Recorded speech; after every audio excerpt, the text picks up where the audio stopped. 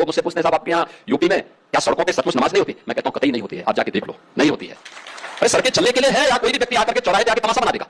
क्या अधिकार है उसको सड़क रोकने का? हिंदू त्योहारों के दौरान व्हाट्सएप यूनिवर्सिटी पर ज्ञान देने और तुष्टिकरण की राजनीति करने वाले कट्टरपंथियों का दोहरा चरित्र हर साल ईद बकरीद आते ही सरेआम बेनकाब हो जाता है।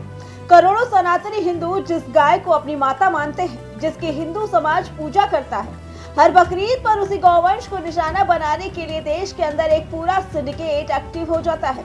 त्योहार के नाम पर हिंदुओं की आस्था को कुचलने के इसी ढर्रे पर इस बार देश की राजधानी दिल्ली में सबसे बड़ा फैसला हुआ।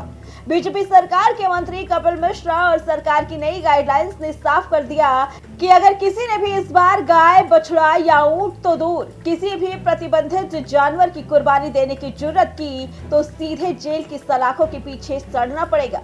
सुनिए कैसे दिल्ली सरकार के मंत्री कपिल मिश्रा इन कट्टरपंथियों को चेतावनी दे रहे हैं। नमस्कार।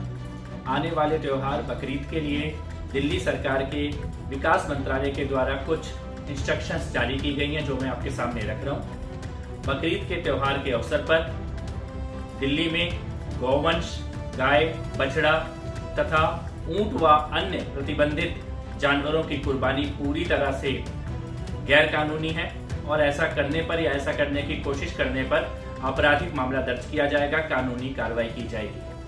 इसी के साथ साथ सार्वजनिक स्थानों पर, सड़कों में, गलियों में, सार्वजनिक स्थलों पर कुर्बानी भी पूरी तरह से प्रतिबंधित है, इसकी अनुमति नहीं है और ऐसा करने वालों पर भी कानूनी कार्रवाई की जाएगी। इसी के साथ साथ मार्केट में जानवरों की अवैध रूप से खरीद फरोख्त करना, सड़कों में, गलियों में मार्केट लगा के पशुओं को बेचना, खरीदना, यह भी पूरी तरह से गैर कानूनी है, इसकी अनुमति नहीं है।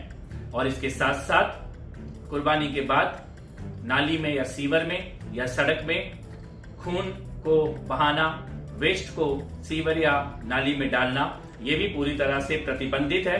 कुर्बानी केवल वैध स्थलों पर, निर्धारित स्थलों पर ही की जाए और खरीद फरोख्त भी केवल वैध तरीके से, वैध स्थानों पर जहां पर अनुमति है वहीं की जाए।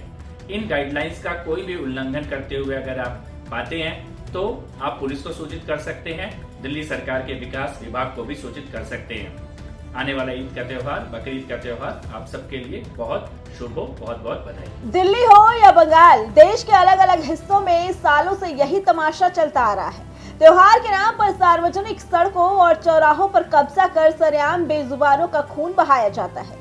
नमाज के नाम पर लोगों का रास्ता रोका जाता है। लेकिन दिल्ली में तुष्टिकरण की इस मनमानी को रोकने का जो फैसला आज हुआ है, उत्तर प्रदेश के योगी सरकार सालों पहले उसे जमीन पर लागू कर चुकी है। दिल्ली के ये नए नियम असल में यूपी के उसी कड़े प्रशासनिक मॉडल की नकल है, जहां सड़कों पर नमाज से लेकर खुले में कुर्बानी देने वालों पर तुरंत एफआईआर और कानूनी कार्रवाई की जाती है। लोग मुझसे पूछते हैं साहब आपके यहाँ यूपी में क्या सड़कों पे सचमुच नमाज नहीं होती? मैं कहता हूं कतई नहीं होती है, आप जाके देख लो, नहीं होती है। अरे सड़कें चलने के लिए है या कोई भी व्यक्ति आकर के चौराहे पे आके तमाशा बना देगा? क्या अधिकार है उसको सड़क रोकने का? आवागमन बाधित करने का कौन सा अधिकार है? जहां उसका स्थल होगा वहां जाके करें।